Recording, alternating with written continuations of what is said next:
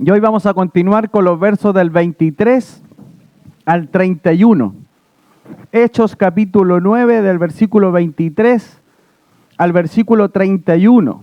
Y la semana pasada, ¿no es cierto?, para los que no estuvieron, vimos la transformación completa de Saulo y su obediencia inmediata al llamado de Dios. ¿Lo recuerdan? Vimos cómo empieza la transformación de Pablo ahí en el camino a Damasco y cómo además vemos esta reacción, ¿no es cierto?, esta obediencia completa y plena del llamado que Dios tenía para él. Después de ese encuentro con Jesús en el camino de Damasco, ¿no es cierto?, el Señor envió a Ananías, un discípulo también obediente. Vimos dos ejemplos de obediencia inmediata y completa la semana pasada. Uno era Saulo y el otro era Ananías.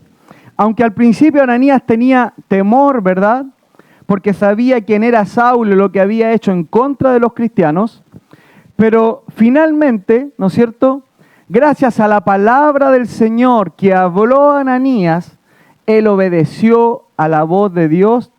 ¿Y eso qué es lo que hizo? Afirmó la fe de Ananías. La palabra de Dios afirmó la fe de Ananías. Luego vimos que Ananías pone las manos, ¿no es cierto?, sobre Pablo o Saulo para que reciba la vista y ¿qué más? Y sea lleno del Espíritu Santo. Y al instante, ¿no es cierto?, Pablo recibe la vista y es lleno del Espíritu Santo, el cual es una señal no solo de la restauración física, sino también de la restauración espiritual de Saulo. Saulo fue restaurado y Saulo fue salvado. Luego Pablo fue bautizado y pasa algunos días con los discípulos en Damasco, disfrutando por primera vez la comunión con los hermanos. Qué hermoso, ¿verdad?, lo que veíamos la semana pasada. Pero lo más impresionante es que Saulo no tardó a responder al llamado que Dios tenía para él. Pablo o Saulo no tardó en responder a este llamado, ya que inmediatamente comienza a predicar en las sinagogas de Damasco que Jesús, que era el Hijo de Dios, que el Cristo Jesús era el Hijo de Dios. Su transformación, hermanos, era tan evidente que todos los que oían hablar a Pablo se sorprendían y decían, ¿recuerdo cómo decían? ¿No es este el que asolaba en Jerusalén a los que invocaban el nombre del Señor? La transformación de Saulo, hermano, era tan evidente que chocaba a las personas. Ellos no podían entender cómo Saulo había cambiado 180 grados. Sin embargo, Saulo con más fuerza, decía el texto, confundía a los judíos en la sinagoga, demostrándoles, ¿recuerdan? Demostrándole con las Escrituras que Jesucristo era el Señor, que Jesucristo era el Hijo de Dios. En resumen, vimos cómo Saulo pasa de ser perseguidor a predicador del Evangelio de Cristo Jesús. ¿Qué ocurrió? Una transformación completa en la vida de Saulo. Ahora, al entrar en los versículos 23, acá adelante hay asiento, hermanas. Al entrar en el versículo 23 al 31, veremos que la transformación de Saulo no solo impactó su vida personal, sino que también comenzó a generar reacciones adversas alrededor de las personas que estaban con él. Este nuevo creyente, Saulo, tan apasionado, tan valiente, empieza a vivir en carne propia lo mismo que él antes causaba hacia los discípulos. ¿Qué hacía? Persecución, seguirlo. Él empezó a sentir en carne propia lo que él mismo antes provocaba, la persecución, ¿no es cierto?, de los judíos. Los judíos ahí en Damasco. Y en este proceso que veremos en estos versículos vamos a ver 3 puntos importantes, que son los 3 puntos de este bosquejo. Anótelo. El primer punto se apaga. Es el precio de seguir a Cristo. El precio de seguir a Cristo. Saulo debe huir de Damasco porque su vida corre peligro. Luego el segundo punto que veremos es la desconfianza de los hermanos en Jerusalén, ya que los apóstoles no creen en la conversión real de Pablo, y eso lo veremos entre el versículo 26 y 28. Y luego, por último, veremos el último punto, la perseverancia de Saulo. Pablo es integrado en la comunidad de creyentes en Jerusalén y persiste en la predicación del Evangelio, pero ahora en Jerusalén.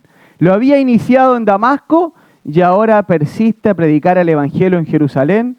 Y eso lo veremos en los versículos 29 al 30. Y por último, el versículo 31 es como un resumen que muestra toda la obra de Dios y del Espíritu Santo a través de la vida de Pablo. ¿Ok? Leamos del versículo 23 al 31. Hermanos, acá hay más asientos. Hay acá uno, ahí hay dos. Pasen nomás. Pasen, adelante. Acá también hay 2 asientos. No se preocupen.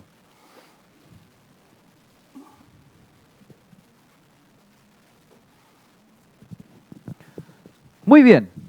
Vamos a leer del versículo 23 en adelante, ¿ok?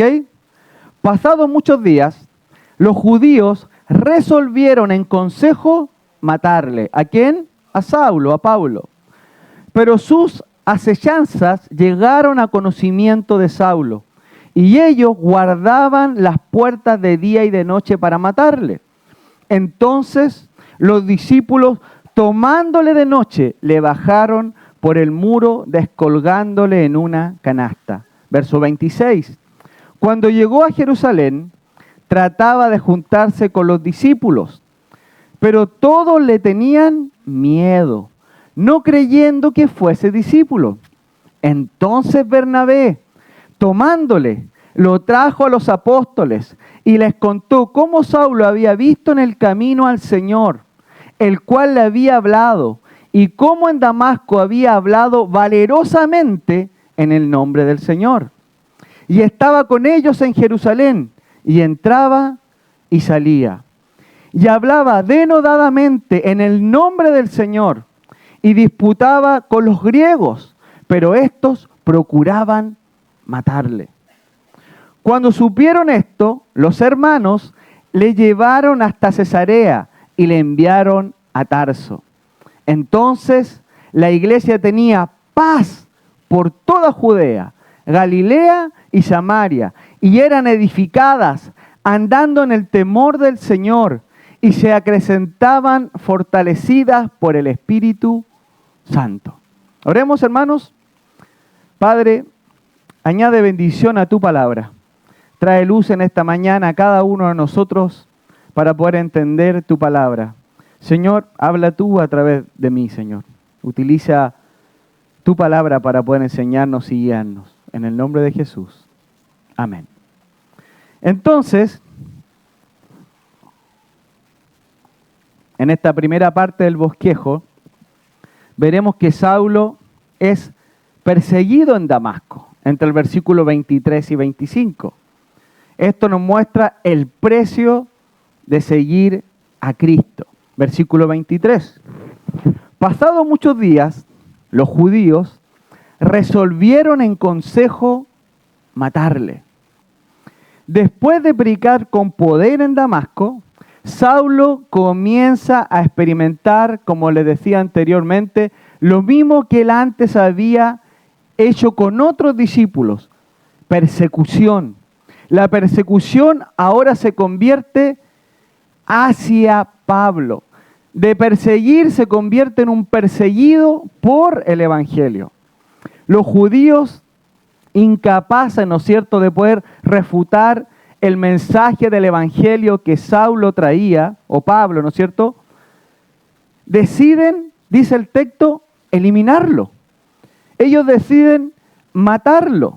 El texto dice: los judíos resolvieron en consejo matarle. Esto indica una decisión, hermanos, planificada y deliberada de estos judíos. No fue solo un impulso que les dio por matarle, al tal vez ver que cada vez que debatían con Saulo no podían argumentar contra él. No fue solo un impulso, sino fue un plan calculado de poder matarle. El texto dice, en consejo decidieron matarle. ¿Ven lo que está diciendo? Ellos se planificaron. Ellos decidieron eliminar totalmente a Saulo, o sea, deciden matarle. Esto es exactamente lo que sucedió ¿con quién? Con Jesús y también con Esteban. Cuando no podían refutar el mensaje del Evangelio, resolvían en consejo matar al mensajero. Este es siempre el mismo patrón. Al no poder contra el mensaje vivo y eficaz del Evangelio, esa espada de la palabra de Dios que hablaba nuestro hermano Alfredo, ¿qué deciden? ¿Cuál es la solución de siempre? Matar al mensajero. Esto fue lo mismo que anunció el Señor en Juan capítulo 16, versículo 33, dice, en el mundo tendréis aflicción, pero confiad, yo he vencido al mundo, dice el Señor. También en Juan capítulo 15, versículo 18 al 19 dice, escuche, Jesús dice directamente, si el mundo os aborrece, sabed que a mí me han aborrecido antes que a vosotros. Si fuerais del mundo, el mundo amaría lo suyo. Esta es la razón de por qué deciden matar a Pablo. Porque Pablo no es ya de este mundo. Pablo ahora es del reino de Dios. Y esto es exactamente lo que le está ocurriendo en la vida de Pablo. El mundo, los judíos representados, ¿no es cierto?, acá, deciden matar a Pablo. ¿Por qué? Porque Pablo ya no es de este mundo. Él pertenece al reino de Dios. Él ya alcanzó salvación en los versículos anteriores. Por lo tanto, ahora deciden matarle. Lo mismo que le ocurrió a nuestro Señor Jesucristo. Lo mismo que le ocurrió a Esteban. Ahora vemos que le está ocurriendo a Pablo. Algo pasa ahí que no se ve. ¿Sí? ¿Lo desenchufo? ¿No?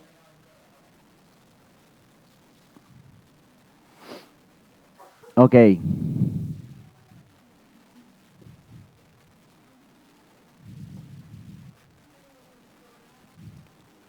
Pasa que se me apaga la pantalla a mí también. No veo los versículos. Si no, desconectamos y ahí, Biblia en mano, ¿ok? ¿Sí? Ya. Vamos a intentar una vez, a ver.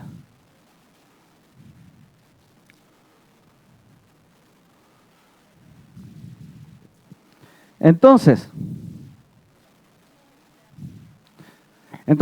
por esta misma razón que habían decidido matar, ¿no es cierto?, a nuestro Señor y a Esteban, por esta misma hostilidad que había recibido el Señor, ahora dirigen eso en contra de Saulo, de Pablo. ¿Por qué?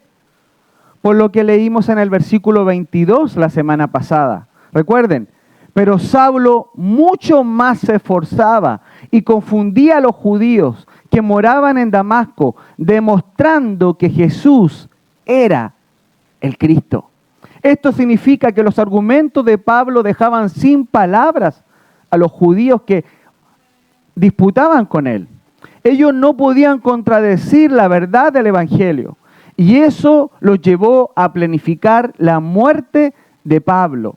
El texto dice, los judíos resolvieron en consejo matarle. Ahora, ¿qué nos dice esto a nosotros? ¿Qué nos dice esto a nosotros, hermanos?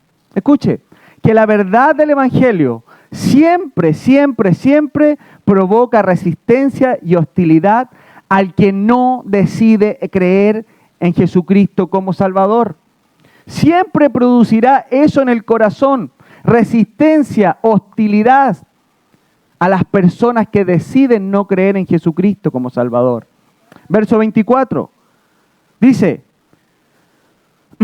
pero sus acechanzas llegaron a conocimiento de Saulo, y ellos guardaban las puertas de día y de noche para matarle. Nuevamente aparece la palabra matarle.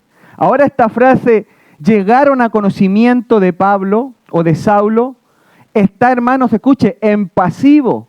Y yo ya le he dicho en otras oportunidades qué significa que una palabra esté en pasivo. ¿Qué significa? Que él no lo hizo, que no proviene de él. El texto dice, pero sus asechanzas llegaron a conocimiento de Pablo. La frase no dice que Pablo conocía sus planes, no. El texto dice, pero sus asechanzas llegaron a conocimiento de Saulo. Esto significa que está, como les decía, en pasivo. Entonces se podría decir de esta forma, escuche, le fue dado a conocer a Pablo. Así se debe entender. Fue dado a conocer a Pablo este conocimiento de que a él lo querían matar.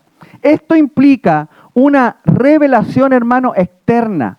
Y se podría entender como un aviso de parte de Dios en el texto. Lo que vemos acá es la providencia de Dios en esta situación. No es que Pablo sabía, le llegó este conocimiento. Él se enteró de que lo querían matar. Entonces los planes de estos judíos fueron dados a conocer a Pablo.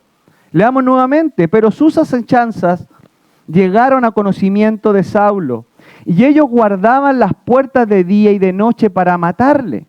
Y acá vemos que ellos estaban decididos y organizados para matar a Pablo, ya que ellos cuidaban las puertas de día, dice, y de noche para matarle. Ellos respiraban eso, todo el tiempo querían matar a Pablo. Sin embargo, hermanos, vemos que Dios preserva la vida de Saulo mediante un aviso oportuno. Pablo se entera. No se nos dice cómo él se enteró. No se nos dice cómo él supo. Probablemente los mismos discípulos se lo dijeron, pero no lo sabemos. Lo que sí sabemos es que el texto subraya, hermano, la protección de Dios hacia Pablo. Eso es lo que quieren en el texto. La protección de Dios, la providencia de Dios, la soberanía de Dios se ve en ese texto. Porque a él le llegó este mensaje. ¿Cuál? Que lo querían matar, que lo querían asesinar. Versículo 25. Entonces los discípulos, tomándole de noche, lo bajaron por el muro, descolgándole en una canasta. Y esta escena, hermanos, me recuerda a Josué capítulo 2, versículo por ahí 13 o 15. ¿Recuerdan? ¿Recuerdan, no? A Rahab, ¿ah? Cómo ella, por defender a estos 2 espías enviados por Josué, ella vivía, ¿no es cierto?, ahí en los muros. Y ella, por su ventana, escondiendo y salvando a estos espías, ella los descuelga por una cuerda y los baja. Y acá vemos la misma situación. Vemos cómo Saulo es bajado en una canasta para poder salvar su vida. Ahora vemos a Saulo dependiente, hermanos, de otros creyentes. Y así es la vida cristiana, hermano. La vida cristiana, todos dependemos uno de otros. ¿Por qué? ¿Qué es lo que dice Pablo en 1 Corintios, capítulo 12, o Romanos 12? Que somos un cuerpo en Cristo. Y todos nos ayudamos y estamos entretejidos unos y otros, donde Cristo es la cabeza. Y ya vemos en la práctica que no es que Saulo hizo algo. ¿Qué fue? La iglesia, los discípulos contribuyeron para ayudarlo. El Señor trajo el mensaje y los discípulos, la iglesia, ayudó para que Pablo salvara su vida.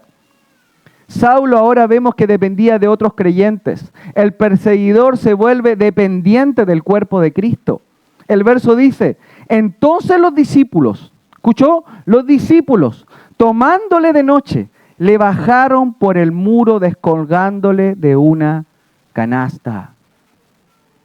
Entonces fueron los mismos discípulos los que lo ayudaron a Pablo a escapar de los judíos que deseaban quitarle la vida.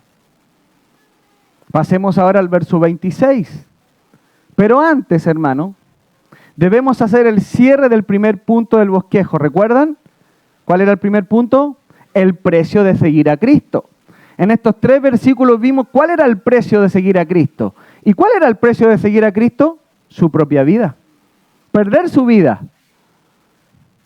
Lo que entendió Esteban, ¿verdad?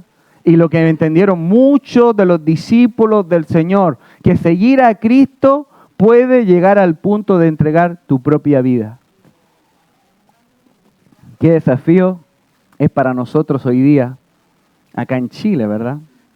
O algunos países de Latinoamérica. Eso para nosotros es impensable, llegar a entender que por mi fe debo llegar a entregar mi vida. Pero eso no está muy lejos, hermano. Muchos países hoy día los creyentes pierden su vida por amor a Cristo. Y eso lo vemos desde el principio de la iglesia. Y Pablo lo entendió muy claramente desde el principio. De hecho, el Señor se lo había dicho a Ananías, que era necesario que él debía sufrir por causa de su nombre. Debemos entender, hermanos, que la verdadera transformación del creyente siempre genera oposición en este mundo. Cuando alguien pasa de vivir conforme al mundo a vivir conforme a Cristo, inevitablemente su vida se convertirá en un testimonio, hermano, escuche, incómodo a quienes rechazan la luz. Cuando tú decides dejar de vivir conforme a este mundo y decides vivir una vida conforme a los planes de Dios, ese testimonio que tú vas a empezar a vivir será muy incómodo para las personas que rechazan la luz, muy incómodo.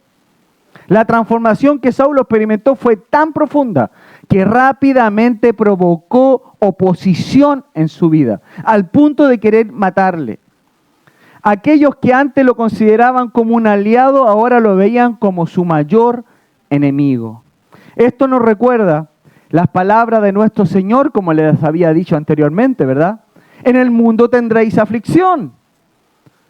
Pero hay una promesa, hermano. Pero confiad, dice, yo he vencido al mundo. Seguir a Cristo, hermano, tiene un precio muy, muy alto. Y ojo, no estoy diciendo que la salvación es por obras, ¿ok? Sabemos que no es así. La salvación es por gracia, por medio de la fe. Pero una vez siendo salvos, tú debes documentar tu fe. ¿Se entiende? Tú debes probar tu fe. No para ser salvo, sino para demostrar que realmente ha habido una transformación en tu vida. Seguir a Cristo, hermanos, tiene un precio alto, pero también tiene promesas hermosas. Salmo 27:10 dice, aunque mi padre y mi madre me dejaran, con todo, Jehová me recogerá. Promesas para la vida de los creyentes. Esto significa que a pesar de la persecución, Dios nunca nos dejará solos. Pasemos ahora al segundo punto del bosquejo, versículo 26. Y el segundo punto del bosquejo es la desconfianza de los hermanos en Jerusalén. Versículo 26 al 28. Cuando llegó a Jerusalén, trataba de juntarse con los discípulos. ¿Escuchó? Cuando Pablo llegó a Jerusalén, trataba de juntarse con los discípulos. Pero todos le tenían miedo, no creyendo que fuese discípulo. Entonces, después que Pablo predicaba en las sinagogas de Damasco, él se dirigió a Jerusalén, donde trataba de juntarse con los discípulos, pero todos le tenían miedo, porque no creían que él era verdaderamente un discípulo. Ahora, el temor de los discípulos, hermanos, era plenamente comprensible, ya que Saulo había sido el perseguidor de esos mismos discípulos. Él empezó, recuerden, ¿a dónde perseguir a los discípulos? En Jerusalén, ahí empezó la expansión, todos empezaron a correr por Pablo. Y ahora resulta que él llega y se quiere juntar con los discípulos. Eso es muy extraño, ellos no lo entienden. Sin embargo, el texto enfatiza el nuevo deseo que tiene Saulo, hermano, de tener una comunión íntima con los discípulos del Señor. Y esta es la gran evidencia de la transformación real de Pablo. Miren, no es que Pablo empezó como un llanero solitario. No es que ahora, bueno, me voy a Jerusalén, tengo una misión y tengo que hacerlo solo. ¿Qué es lo que él procura? Estar en la iglesia, hermanos. Estar en comunión. Estar con los hermanos. Y no solo para estar, sino para servir, para gastar su vida con ellos. Para vivir iglesia, para sentir iglesia y oler a iglesia. Eso es lo que está mostrando el texto acá. Cuando llegó a Jerusalén trataba de juntarse con los discípulos. Él intentaba, él lo buscaba. Esto era evidencia de la transformación real de Pablo. El texto dice que Saulo trataba de juntarse con los discípulos. Esto significa que él intentaba repetidamente juntarse con ellos. Una y otra vez. O sea, Saulo insistía, pero ellos no le recibían. En otras palabras, ellos no aceptaban la confesión de fe de Pablo. Ellos no creían que Pablo era un discípulo. Ahora esta palabra, hermano, juntarse, a mí me llama poderosamente la atención porque es la palabra griega kollao, con K, kollao. ¿De dónde se deriva? ¿Sabe qué palabra? La palabra cola fría o cola fría como la conocemos nosotros. Entonces, esta palabra puede traducirse como pegamento o unirse estrechamente, literalmente ser pegado con. Juntarse puede traducirse como ser pegado con. En otras palabras, o en otras partes de la Escritura, esta palabra puede traducirse como aferrarse o literalmente pegarse. Entonces, esto nos demuestra que Saulo quería literalmente como encolarse con los discípulos. Él quería ser uno con ellos. Él quería aferrarse, integrarse. Él quería estar completamente aferrado a los apóstoles y a los discípulos en Jerusalén. Lo que demuestra, como le decía una vez más, el deseo sincero de Saulo de tener intimidad y comunión con los discípulos en Jerusalén. Él quería aferrarse a ellos de manera intencional, hermano. ¿Busca usted aferrarse a la iglesia de manera intencional? Eso es, fíjense, él deseaba hacerlo, él quería juntarse. ¿Sabe lo que uno siempre escucha, hermano? Es que a mí no me llaman. Es que a mí no me saludan. Es que a mí.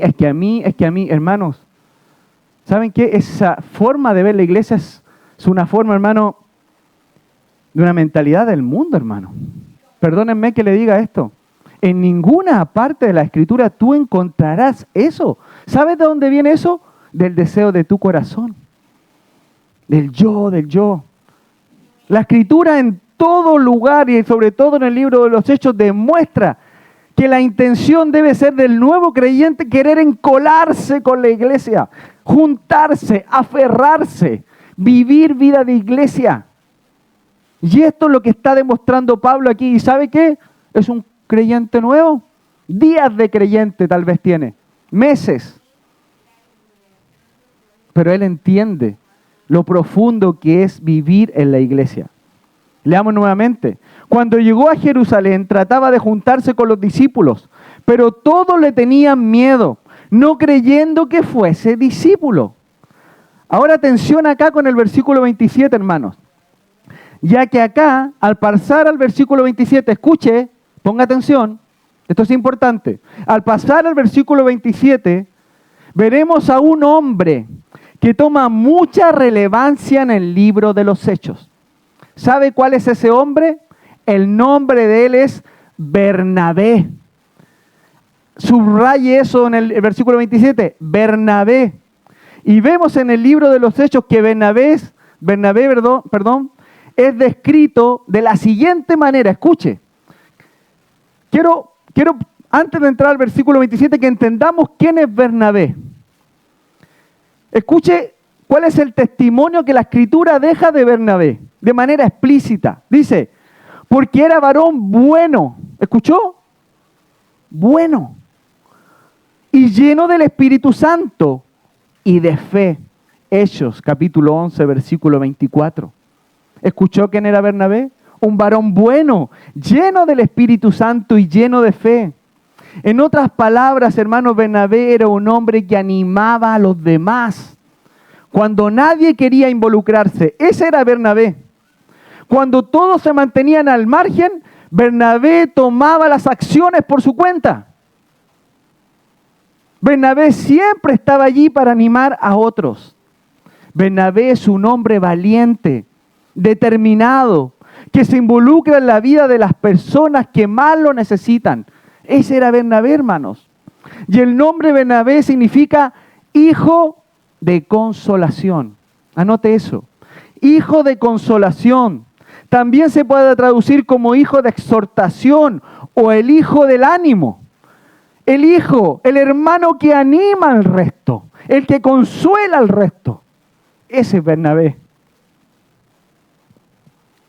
Aunque ¿saben qué, hermanos? En realidad él se llamaba José, que era un nombre muy común entre los judíos. Pero por su manera de vivir, por su forma de tratar a las personas y también por su profundo corazón generoso, los apóstoles en el capítulo 4 de Hechos deciden llamarle Bernabé, que significa hijo de consolación. Era tan evidente el testimonio de Bernabé que los apóstoles dicen, ¿saben qué? Hay que cambiarle el nombre a este hermano. Es el hijo del consuelo, es el que nos anima, el que trae consolación, ánimo. Si alguien estaba triste, Bernabé estaba allí para levantarlo. Si alguien estaba débil en la fe, él sabía cómo animarlo. Bernabé tenía el don de restaurar corazones y renovar las fuerzas del que estaba caído. La presencia de Bernabé, hermano, era medicina en la vida de los necesitados. Ese era Bernabé. Miren, hermanos, les quiero desafiar a esto. Hagan un estudio serio de la vida de Bernabé en el libro de los Hechos. Y podrán entender por qué los apóstoles lo llaman hijo de consolación o el hijo del ánimo en Hechos 4. Bernabé no era un hombre solo de palabra, sino Bernabé también era un hombre de acción. No es solo que él consolaba de palabra, sino que él se movía frente a una situación. Lo vimos, recuerdan ahí en Hechos 4. Fue la primera prueba de Bernabé, que al ver la necesidad de los hermanos que estaban en Jerusalén, decide vender una heredad. ¿Lo recuerdan? Un campo, una parcela que él tenía. Y decide venderla para ayudar a los hermanos que estaban en necesidad. Él decide tomar eso que había recolectado de la venta y llevarlo a los pies de los apóstoles para suplir la necesidad de todos los creyentes que estaban llegando a la fe hasta ese momento. Miren, hermanos, él podía haberse guardado eso para él. Era lo justo y era de él. O él podía haberlo vendido para beneficio propio. Pero en el corazón de Bernabé, hermano, no había espacio para el egoísmo. No había espacio. Él era no solo un hombre de palabra, sino era un hombre de acción. Él sabía, hermanos, que en el reino de Dios los bienes de este mundo no son más importantes que las personas, hermano.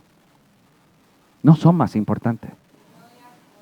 Y que la generosidad es una expresión del amor de Dios hacia otros creyentes.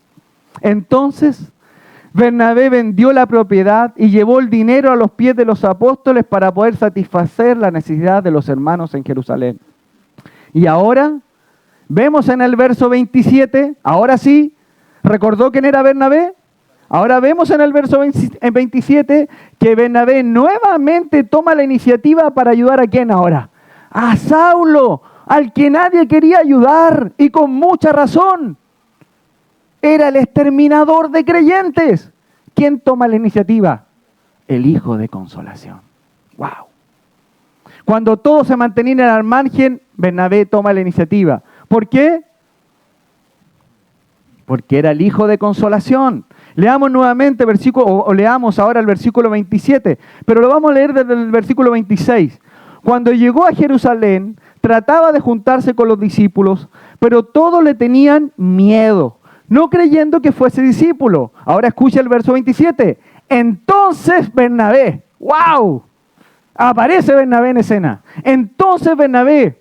Y la palabra entonces, hermano, es una palabra de contraste en el texto. Está mostrando un contraste y dice entonces. Contrario a lo que los apóstoles y los discípulos no querían hacer, contrario a esa mentalidad, Bernabé tiene otra mentalidad. Otra mentalidad. Una mentalidad de consolar.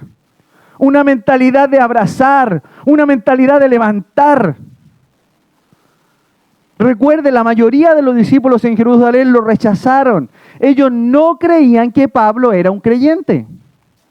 Pero Bernabé no lo rechazó, sino al contrario, él sí lo recibió. Bernabé, El texto dice, entonces Bernabé, tomándole, lo trajo a los apóstoles y les contó cómo Saulo había visto en el camino al Señor, el cual le había hablado, y cómo en Damasco había hablado valerosamente en el nombre de Jesús. Y acá vemos que Bernabé se compromete, hermanos, personalmente con Saulo. Personalmente. Y aquí vamos a darnos cuenta que de aquí nace una amistad que se empieza a relatar en el libro de los Hechos, una amistad, una sociedad, un dúo misionero que impacta las vidas de personas. Y cómo el Señor empieza a utilizar estas dos personas. Pablo, duro, firme, una punta de flecha. Él entendía exactamente lo que iba a hacer y nada lo detendría. Pero pareciera que cuando hay personas así, rompe los corazones de muchos. Y Dios coloca a Bernabé, el que va animando, el que va consolando, el que va haciendo mirar, sigamos a Pablo. Y es increíble cómo el Señor hace esto. Dos personas, un Pablo y un Bernabé. El texto dice, tomándole, y esto significa una acción deliberada de Bernabé de llevar a Saulo donde los apóstoles. Fíjense, que no dice que lo llevó a los discípulos. No, él dice que lo llevó directamente a los apóstoles. ¿Quiénes lo habían rechazado en los textos anteriores? Los discípulos. Bernabé no está con juegos. Él lo lleva directamente con los apóstoles. Bernabé, el hijo de consolación, actúa como intercesor y mediador entre Saulo y los apóstoles. Esto significa, hermanos, que el testimonio personal de Bernabé era tan potente que abrió las puertas de los apóstoles para recibir a Saulo. ¿Logran ver esto? No era cualquier persona el que llevaba a Saulo a hablar con los apóstoles. Era nuestro hermano Bernabé, el que constantemente está animando a otros. Él fue ese testimonio que llevó que los apóstoles abrieran las puertas y él fuera aceptado en la comunidad de creyentes. Ahí los discípulos en Jerusalén. Leamos nuevamente, entonces Bernabé tomándole lo trajo a los apóstoles y les contó cómo Saulo había visto en el camino al Señor. Él se había encontrado con el Señor, el cual le había hablado, y cómo en Damasco había hablado valerosamente en el nombre del Señor. Ese era Pablo, ¿verdad? Valiente, una flecha. La iglesia en Jerusalén, hermanos, no confiaba en Saulo, pero Bernabé sí. Y por uno que confió, eso abrió las puertas al resto. Su pasado aún le pesaba, pero Dios levanta a Bernabé para interceder por él, presentándole ante los apóstoles y da testimonio de su conversión. Pablo les cuenta, mira, este es Saulo, el Señor se le apareció en camino a Damasco y el Señor le habló. Y después que le habló, en su vida se transformó y él ahora valerosamente predicaba a Cristo, dice. Bernabé, en un buen chileno, le prestó ropa a Saulo, porque testimonio de Saulo no había. ¿Qué es lo que hace Bernabé? Dice, él viene conmigo. Él viene conmigo. Y pensaba, hermanos, mientras estudiaba cuando yo veía al Señor, y siempre me quiebro porque me lleva a un lugar donde me arruino, pero cuando conocí al Señor, siempre tenía esta imagen de que yo no valía nada, que estaba completamente sucio y en las cosas que hacía de este mundo. Pero cuando acepté al Señor, una imagen que siempre viene a mi cabeza es que el Señor Jesucristo me tomó, me presentó con su papá y dice, Él viene conmigo. ¿Y sabe qué? Cuando Jesús hizo eso conmigo, Dios me aceptó. Él abrió las puertas en esa relación rota que había entre mí y Dios. Eso hace Jesucristo. Eso hace nuestro Señor Jesucristo. Y esto es lo que está haciendo Bernabé, modelando a Cristo en la vida de Saulo. Siendo Saulo viene conmigo. Ahora apliquemos esto, hermanos, a nuestra vida. Ya que todos necesitamos a un Bernabé en nuestra vida. Alguien que crea en nosotros cuando todos dudan. Cuando todos dudan, siempre necesitamos a alguien que crea en nosotros. Pero también, hermanos, debemos ser Bernabé para otros, ayudando a restaurar y acompañar a los creyentes que más lo necesitan. ¿Es usted un Bernabé? Alguien que anima, que levanta, que consuela, que cubre las necesidades de otros. ¿O es como los hermanos de Jerusalén? Frente a alguien que está caído, mejor alejarse. Entonces preguntémonos, ¿soy yo un elemento de consolación para otros en esta iglesia? ¿Soy yo un elemento aglutinante? ¿Soy yo una cola fría que une a los creyentes? ¿Soy yo una persona valiente y determinada que se involucra en la vida de las personas que más lo necesitan en esta iglesia? ¿Soy yo un Bernabé? ¿Una persona que restaura corazones y restaura la fuerza del que está caído? ¿Soy yo esa persona? Pregúntese, hermano. ¿Soy yo ese tipo de persona? Leamos el verso 28. Y estaba con ellos en Jerusalén, y entraba y salía. Esto significa, hermanos, que Saulo fue aceptado por los apóstoles en Jerusalén. El texto dice, y estaba con ellos en Jerusalén, y entraba y salía. Y este entraba y salía nos indica que Saulo tenía una vida pública y una plena comunión con los apóstoles. Él podía entrar y salir de la iglesia como si fuera de él. ¿Por qué? Porque era miembro de esa iglesia. Él ya había sido recibido. Ahora hay comunión. Los apóstoles lo habían aceptado. La iglesia en Jerusalén había aceptado a Pablo. Esto demuestra que Saulo tenía una comunión plena y activa con los discípulos y con los apóstoles del Señor Jesucristo. Pablo estaba siendo aceptado en Jerusalén. Pasemos ahora a la última parte del bosquejo, hermanos, versículo 29 al 31, donde veremos la perseverancia de Saulo. Y hablando denodadamente en el nombre del Señor, disputaba con los griegos, pero estos procuraban matarle.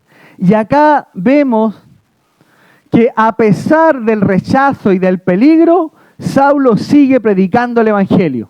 Y ahora en Jerusalén. Lo habíamos visto la semana pasada predicando el Evangelio, ¿dónde? En Damasco. En la sinagoga de Damasco. ¿Qué es lo que vemos ahora? Que él está predicando en Jerusalén. Y vemos en el versículo 29 que Saulo discute con los griegos, esto eran los judíos helénicos, los helenistas, ¿verdad? Los mismos que antes habían matado a Esteban. Y vemos al mismo patrón, hermanos. Acá vamos a ver el mismo patrón que se viene repitiendo.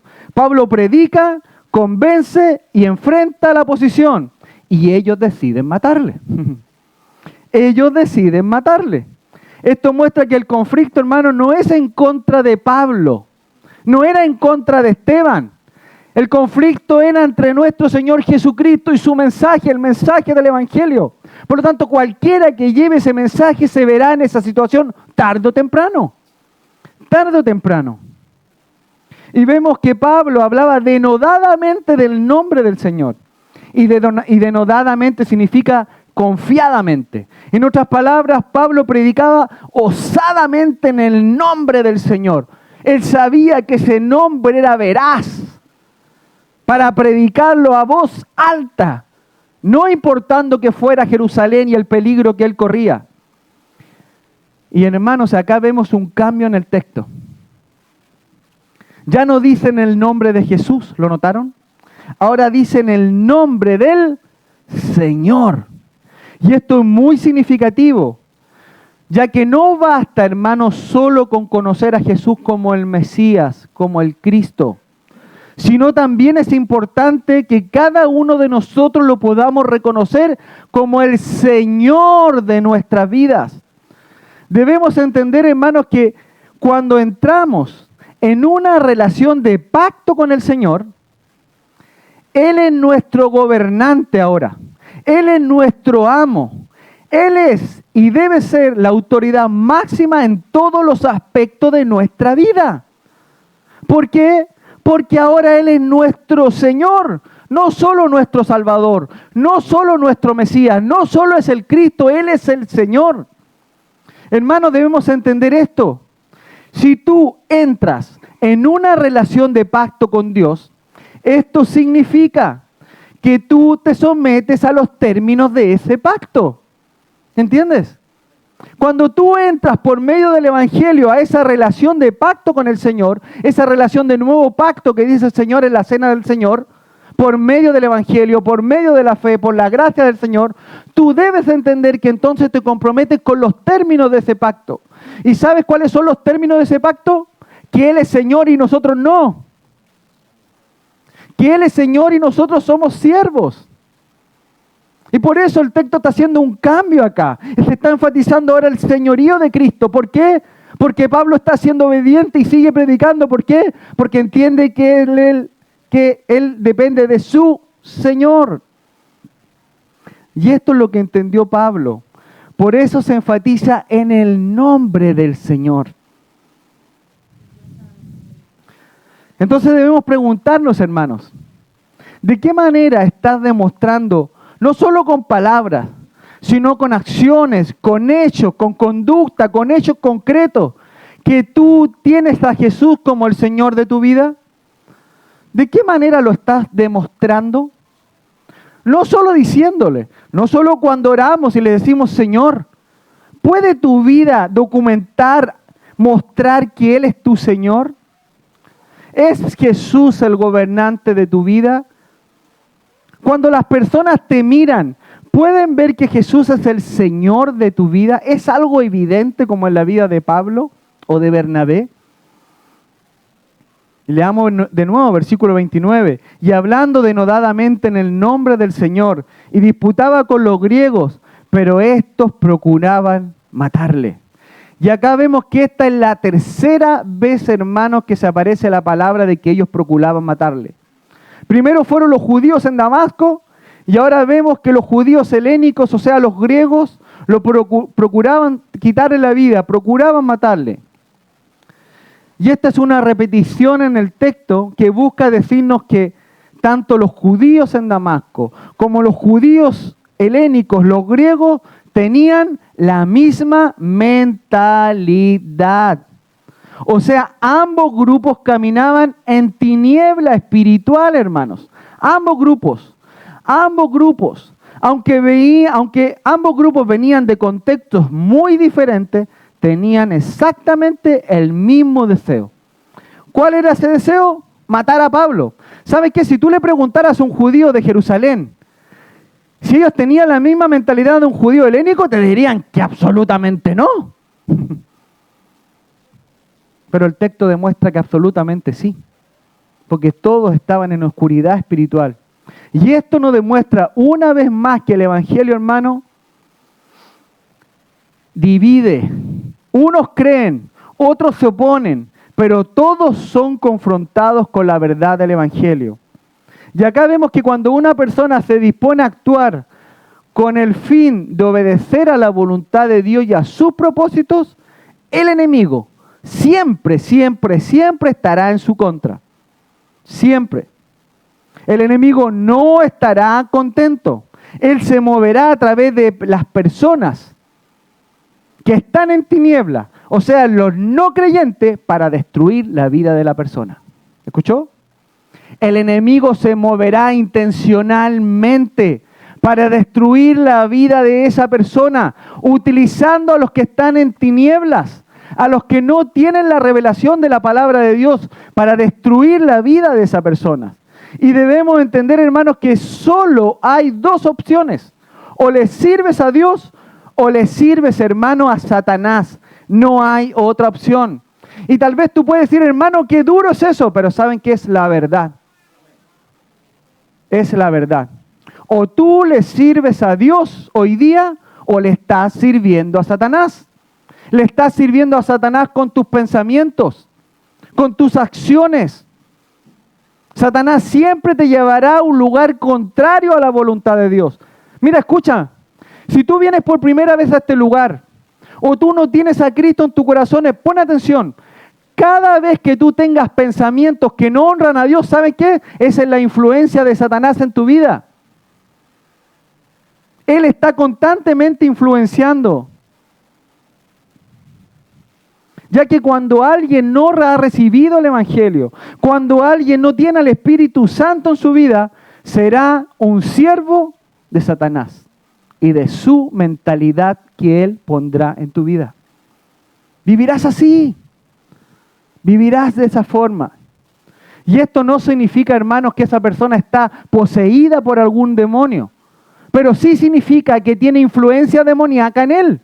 Todos los que están en oscuridad, y eso es lo que estamos viendo acá, los que están en oscuridad deciden matar a Pablo. Miren, escuchen, ¿por qué una persona a través de una conversación decide matar a otro?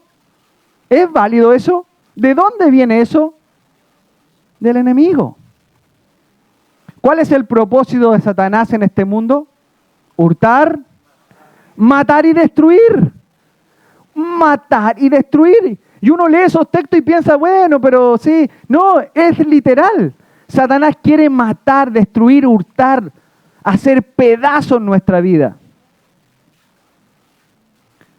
Pregunto, ¿qué querían hacer los judíos en Damasco con Pablo? Matarlo. ¿Qué quieren hacer los judíos ahora, estos judíos helénicos, los griegos con Jerusalén, con Pablo en Jerusalén? Matarlo. Entonces vemos el mismo patrón que se repite. Ambos grupos tienen el mismo patrón, porque ambos grupos están completamente influenciados por el enemigo. Versículo 30. Cuando supieron esto, los hermanos le llevaron hasta Cesarea y le enviaron a Tarso.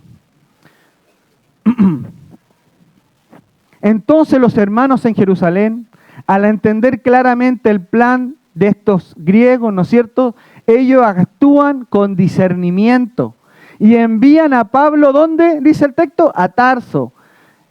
Esto fue un envío estratégico, hermano. La iglesia nuevamente, ¿qué está haciendo? Protegiendo a Pablo. El mismo patrón que vemos en Damasco. Exactamente el mismo patrón. Los hermanos actúan con sabiduría y le envían a Tarso, que era su ciudad natal, ¿verdad? Saulo de Tarso.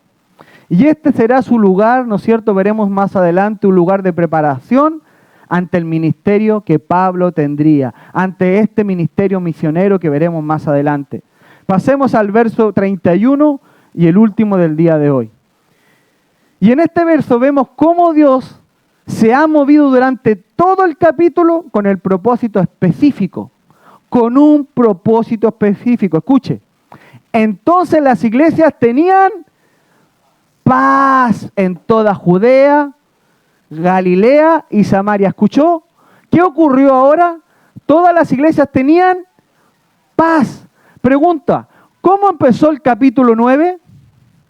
Saulo respiraba una amenaza y muertes en contra de los discípulos. ¿Tenían paz? ¿Ven el mover de Dios en el capítulo? ¿Ven cómo todo cambió? Ellos eran perseguidos, corrían por sus vidas. Pablo los asolaba para quitarles la vida. Y ahora vemos como el culmen en este versículo, como todas las cosas vuelven al estado que el Señor quiere. Entonces las iglesias tenían paz por toda Judea, Galilea y Samaria, por todos los lugares donde antes estaban corriendo. Pero ahora vemos que las iglesias tenían paz. ¿Cómo ocurrió esta paz? Esto ocurrió porque Pablo fue traído a la fe.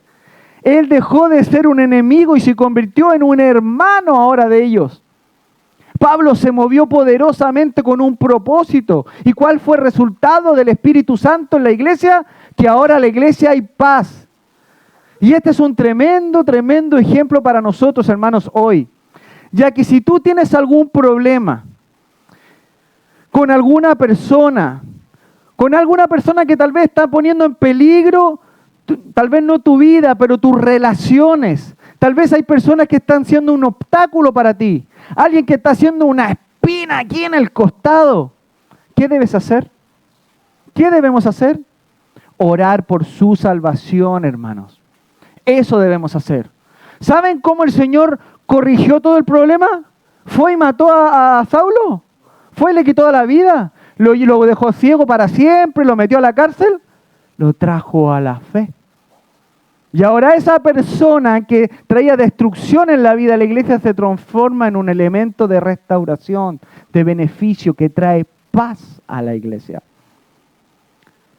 Si estás pasando por alguna situación así, con alguien que es una espina, una piedra en el zapato, empieza a orar por su salvación. Orad por vuestros enemigos. Empieza a orar por su salvación. Ora por la salvación de esa persona. Llegar a la fe y pueda ser usado por Dios y que tú puedas ahora demostrarle su amor. Demostrarle su amor. Versículo 31. Entonces la iglesia tenía paz por todo Judea, Galilea y Samaria y eran edificadas. ¿Cómo eran edificadas? Andando en el temor del Señor. ¿Qué verdad más importante, hermano? Subraye eso. Andando en el temor del Señor. Ya que cuando somos espiritualmente maduros, hermanos, caminaremos, ¿sabe cómo? En el temor del Señor. Y el temor del Señor, hermanos, siempre, se lo he dicho otras veces, siempre se relaciona con prioridad. Anota ahí, si a usted le gusta anotar en su Biblia. Temor de Dios significa prioridad. Esto significa que si usted tiene temor de Dios, el Señor será la prioridad absoluta de su vida. Esto significa que cada aspecto de su ser se somete al señorío de Cristo. Esto significa que Él se convierte en su prioridad para todas las áreas de su vida. Ellos empezaron a andar en temor. Y temor no es, ¡uy, qué miedo! Es, entonces Él es mi prioridad. Prioridad tiene que ver, está entrelazado. Temor del Señor significa prioridad, entonces yo hago ahora lo que mi Señor dice. Y dice la Escritura, andando en el temor del Señor, y se acrecentaban fortalecidas por el Espíritu Santo. Entonces, hermanos, esta es la fórmula que vemos acá, ya que Lucas concluye esta parte mostrando el resultado de la obra del Espíritu Santo, ya que a pesar de la persecución, ¿escuchó? A pesar de la persecución, las iglesias crecen en paz, en madurez y en multiplicación numérica. Esto demuestra que la obra del Espíritu Santo edifica, guía y multiplica a la iglesia. Cuando estamos caminando en temor y en obediencia al Señor. Esa es la relación que está dando el texto acá. Y eran edificadas, ¿cómo? Andando en el temor del Señor.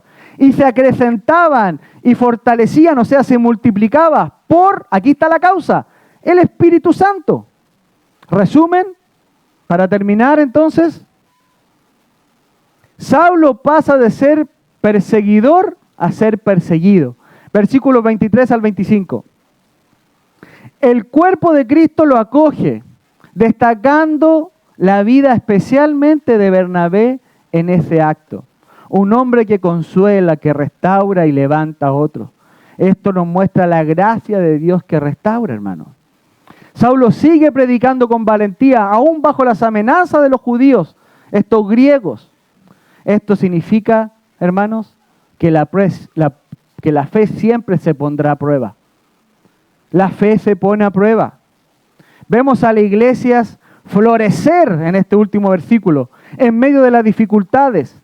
El Espíritu da crecimiento cuando las iglesias caminan en el temor del Señor.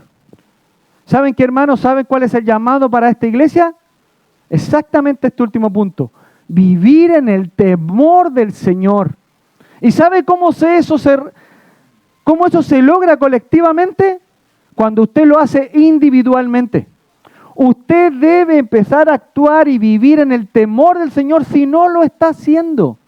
Y eso significa tomar a Cristo, su palabra, sus verdades y hacerlo prioridad absoluta en su vida. No hay nada más importante y veraz en su vida que eso. Eso es andar en el temor del Señor. Y si cada uno lo hacemos de manera individual, eso provocará que todo lo haremos de manera colectiva. Y si todos hacemos eso, ¿sabe lo que dice la Escritura? Que el Espíritu Santo vendrá y se moverá con poder en la iglesia. Y las iglesias serán fortalecidas, edificadas, multiplicadas y habrá madurez en esta iglesia y podremos ser, ¿sabe qué? De bendición para otros. No para sentirnos la mejor iglesia, para bendecir a otros. Ese debe ser el deseo de esta iglesia. Poder traer el evangelio a otras personas que se están perdiendo. Poder bendecir a otras personas que están en necesidad. Eso es lo que debemos hacer. Este es el ejemplo que el texto nos deja hoy día. Hermanos, miren, aprendimos mucho en estas 2 últimas clases acerca de la experiencia de salvación de Pablo, ¿no? Mucho. Y entre medio, el Señor nos colocó 2 tremendos hombres, Ananías y Bernabé. ¡Wow! Para mostrarnos el camino correcto, hermanos. Aprendimos cosas fundamentales de la fe cristiana. Cosas que deberían ocurrir en la fe de un creyente verdadero. Ahora, hermanos, si tu vida es muy distinta a la de Pablo, a la de Bernabé, a la de Ananías, mira, hermano, no importa. Dale gracias a Dios, porque el día de hoy y el domingo pasado, el Señor te permitió a ti y a mí escuchar su palabra. Y este es el momento de hacer un cambio en nuestra vida. Y hoy tú puedes, antes de ir, orar y decirle, Señor, pon temor en mi vida. Quiero que tú realmente seas mi Señor. Y si tú no conoces a Cristo, pídele que Él sea tu Salvador. Reconoce tus pecados. Sabes que tus pecados te llevarán al infierno. Y tal vez tú estás así, lero. ¿Sabes qué? Lo único que haces es acumular más condenación a tu vida. Hoy es el momento de, a través de la palabra de Dios, ponernos a cuentas con Dios. Y buscar que nuestra vida refleje la de Pablo, la de Ananías o la de Bernabé. Ananías, un hombre de fe, que amaba la palabra. Y la palabra lo afirmó y él fue con valentía. Saulo, un predicador como ninguno. Valiente. Que no le importaba perder su vida con tal de cumplir la gran comisión. Y Bernabé, un hombre de consolación. Un hombre que amaba a la iglesia. Un hombre que se preocupaba de los detalles. ¿Cuánta falta se necesita en la iglesia personas así? Como Ananías, como Saulo y como Bernabé. ¿Quieres ser tú uno de esos? Bueno, puedes hacerlo. Pídele hoy al Señor eso. Habla con Él. Búscale en la intimidad y habla con Él. ¿Oramos?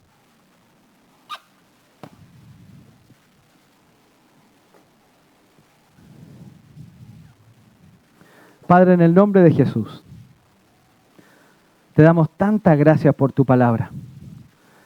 Gracias, Señor, por mostrarnos en estos 2 últimos domingos la vida maravillosa, Señor, de estos hombres. Pero sabemos que detrás de la vida de estos hombres estaba el Espíritu Santo obrando. Vemos al inicio el obrar de nuestro Señor Jesucristo cuando se aparece a Saulo. Y al final de esta sesión vemos al Espíritu Santo. Qué increíble, Señor. Y sabemos que en todo eso está orquestando Dios el Padre. Padre, gracias te damos, Señor, por tu palabra bendita. Señor, te pedimos, Señor, que tu palabra no caiga en un bolsillo roto esta mañana. Ayúdanos, Señor, a ser conscientes, responsables de la oportunidad que nos das domingo a domingo a hacer cambios graduales en nuestra vida. Señor, ayúdanos que en esta iglesia haya más Ananías, haya más Pablos y haya más Bernabé. Padre, ayúdanos a esta iglesia a vivir en temor del Señor. Ayúdanos a tenerte como la prioridad máxima en todos los aspectos de nuestra vida. Gracias, Señor, te damos por nuestro Señor Jesucristo, por la cruz, por su sangre. Gracias, Señor, por que Él fue al Calvario entregando su vida, fue sepultado, pero sabemos que al tercer día resucitó y hoy día está vivo en victoria, esperando un día regresar por los suyos. Padre, pero cuando regreses por los suyos, ¿qué encontrarás? ¿Encontrarás fe? Señor, ¿nos encontrarás sirviéndote? ¿Nos encontrarás sirviéndote, clamando a ti, viviendo vidas piadosas en temor hacia ti? Señor, tu palabra es poderosa. Si confiamos en eso, cambia nuestro corazón. Transforma nuestra vida. Apunta al área específica que tú quieres apuntar a cada uno de nosotros hoy día. Así es tu Espíritu Santo. Y te pido que nos des la fe, la valentía para poder avanzar. Padre, perdónanos, porque te fallamos, Señor. Pero confiamos en tus promesas, que el que confiesa sus pecados y se aparta, alcanzará misericordia. Buscamos de tu misericordia hoy día. Confiamos, Señor, que tú en el pasado nos has hecho bien, nos sigues haciendo bien y nos seguirás haciendo bien. Oramos en el nombre de Jesús.